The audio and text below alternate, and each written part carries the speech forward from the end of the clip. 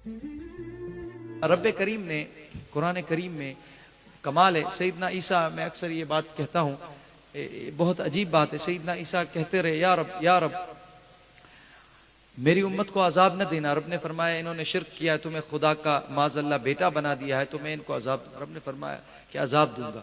तो सैयदना ईसा अलैहिस्सलाम कहते हैं इन तुअज़्ज़िबहुम फइन्नहुम इबादुक, या अल्लाह अगर इनको अजाब देगा तेरे बंदे, मग़फ़िरत कर दे, माफ़ कर दे, तू करीम है। सैयदना ईसा अलैहिस्सलाम मांगते रहे, सवाल करते रहे। नबी करीम सल्लल्लाहु अलैहि वसल्लम आपके मेरे हबीब खातमुन नबीयीन का ज़माना आया तो रब ने फरमाया हबीब आप सवाल न करना उम्मत के आज़ाब के ऊपर। हुजूर हर वक्त इस बारे में फ़िक्रमंद होते थे। रब ने खुद फरमाया मैं ऐलान कर देता हूँ कुरान के ज़रिए से, और फरमाया मा कान अल्लाहु लियुअज़्ज़िबहुम व अंत फ़ीहिम। ए हबीब ईसा तो कहते रहे और वो मुझसे सवाल करते रहे अलैहिस्सलाम, रब अज़ाब न देना, रब अज़ाब न देना, तेरे बंदे हैं, तू करीम है, मग़फ़िरत कर दे। मैं कहता हूँ हबीब मुस्तफ़ा व रूहुल्लाह है, तू हबीबुल्लाह है, मैं तेरी उम्मत को कैसे अज़ाब दे सकता हूँ। व अंत फ़ीहुम, मेरे मुस्तफ़ा इनमें आप मौजूद हैं। तो दर हकीकत ये जो है नबी करीम सल्लल्लाहु अलैहि वसल्लम, उनकी महफिल, उनका जिक्र, ये सबसे अजीम नेमत है। मैं आपको बताता हूँ, रब करीम ने सारी इंसानियत को खिताब किया तो एक शर्त से खिताब किया। जिक्र, अल्लाह ताला ने कहा कि हर किसी को अल्लाह ताला ने, इंसान को दुनिया में एक इज्जत दी है, एक मनसब दिया है, एक नाम दिया है, उसका भी कोई ना कोई जिक्र है।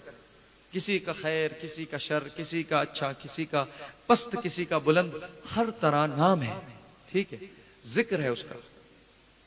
तो अल्लाह पाक ने जब पूरी इंसानियत के जिक्र का कलाम किया कुरान करीम में, तो उसका लहजा और उस पर कुछ शराइत रखी, और जब हबीब से जिक्र का खिताब किया तो हर शर्त को हटा दिया और पूरे लहजे को नरम कर दिया। हबीब से खिताब तो ऐसे होता है ना। तो रब करीम ने इंसानों को कहा कि ए इंसानों, जमी नास, सुनो, फदकुरूनी अज़कुरकुम, तुम्हारे साथ ये तय होगा मुआहदा, ये शर्त होगी, अगर तुम मेरे लिए मेरा जिक्र करोगे तो फिर मैं अज़कुरकुम, तुम्हारा जिक्र बुलंद करूंगा, तुम्हारा चर्चा करूंगा, तुम्हारा जिक्र मैं करूंगा अपनी शान के मुताबिक, तुम अगर मेरा जिक्र करो। ऐसे ना कि मेरे साथ किसी को शरीक करते रहो, मेरे अलावा ना, मुझे खुदा मानो, मुझे माबूद मानो, मेरा जिक्र करो, ठीक है। तो मेरा जिक्र करोगे मेरे लिए तो रब्बे करीम फरमाता है अज़कुरकुम, मैं तुम्हारा जिक्र करूंगा, ये शर्त है, पहले मेरा जिक्र मेरे लिए करो। क्यों? रब्बे करीम ने कुरान करीम में फरमाया व अक़िमिस्सलात लिज़िक्री, नमाज को कायम करो मेरे जिक्र के लिए, मेरी याद के लिए, ठीक है। तो रब फरमाता है तुम कायम करो मेरे लिए, जिक्र करो मेरे लिए, ठीक है। तो उसके बाद फदकुरूनी, आप सब जमा मुखातब, आप सब मेरा जिक्र कीजिए, ए इंसानों, ए जमी मखलूक, आप कीजिए मेरा जिक्र, फिर मैं आपका जिक्र मैं बाद में बुलंद करूंगा अपनी शान के मुताबिक। या रब, अभी हम कुरान करीम से पूछते हैं तो फिर हबीब के बारे में जिक्र का क्या फरमान है? तो फरमाया हबीब के लिए कोई शर्त नहीं है कि हबीब आप जिक्र कीजिए हमारा तो हम करें, नहीं, आपके साथ शर्त का मामला होगा। क्यों? आप और हैं और हबीब और है। तो फरमाया सुनो ए मेरे हबीब, अब आपसे खिताब किए जाते हैं जिक्र के मुतालिक, लोगों तुम मेरे लिए मेरा जिक्र करो तो तुम्हारा जिक्र होगा। हबीब के लिए वरफाना लक ज़िक्रक, ए हबीब आप हमारे लिए करो, हम ये शर्त नहीं रखते, लक, हमने खुद ही आपके लिए आपका जिक्र बुलंद कर दिया है। तो रब्बे करीम ने हबीब के लिए कोई शर्त भी न रखी और कहा कि जो कुछ है आपके लिए ही, आपका ही जिक्र हम खुद ही बुलंद करते। और हाँ इंसानों, तुम्हारा जिक्र चाहते हो तो फज़कुरूनी, पहले मेरे लिए मेरा जिक्र करो तो करूंगा। कमाल है। क्यों? ये भी हम सवाल करते हैं, ऐसे क्यों है?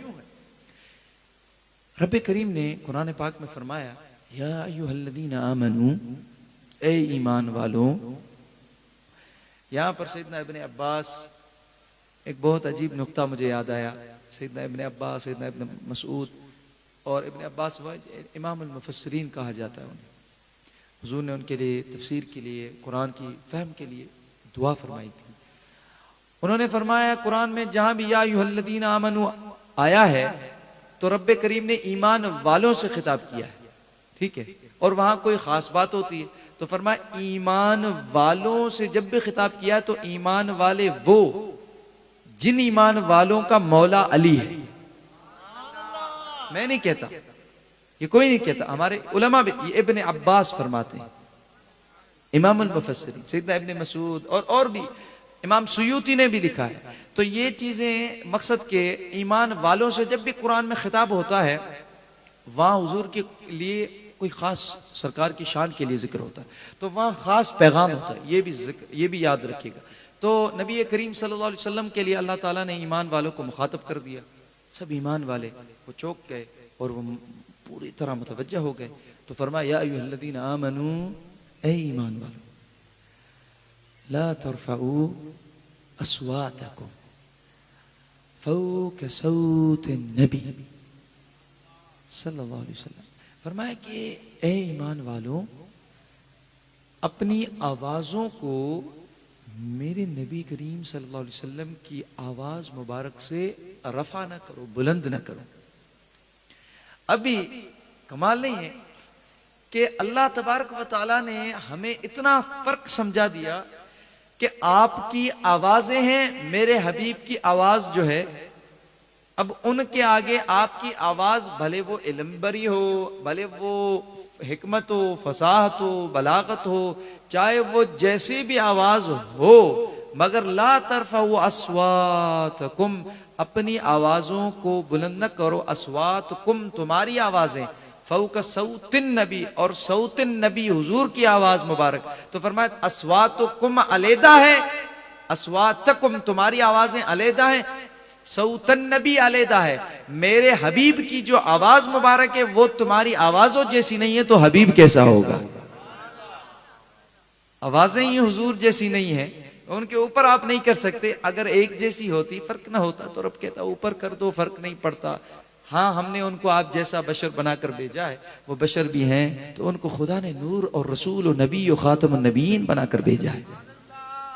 तो फरमाया ऐसे होता तो हम कहते ठीक है, कोई मसला नहीं है, ये चीजें अल्लाह ताला के निजाम में सबके लिए बराबर इक्वल है। नहीं, मेरे नबी के आगे, उनकी आवाज के सामने वो जब बात करें, तुम्हारी आवाज उनके बराबर ही नहीं है, ऊपर कैसे कर सकते हो?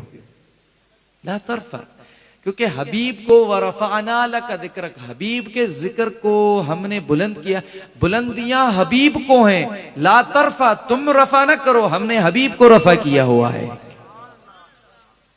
तो ये अल्लाह तबारक व तआला हमें तादीब और तअज़ीम और नबी मुकर्रम सल्लल्लाहु अलैहि वसल्लम का एहतराम समझा रहे हैं।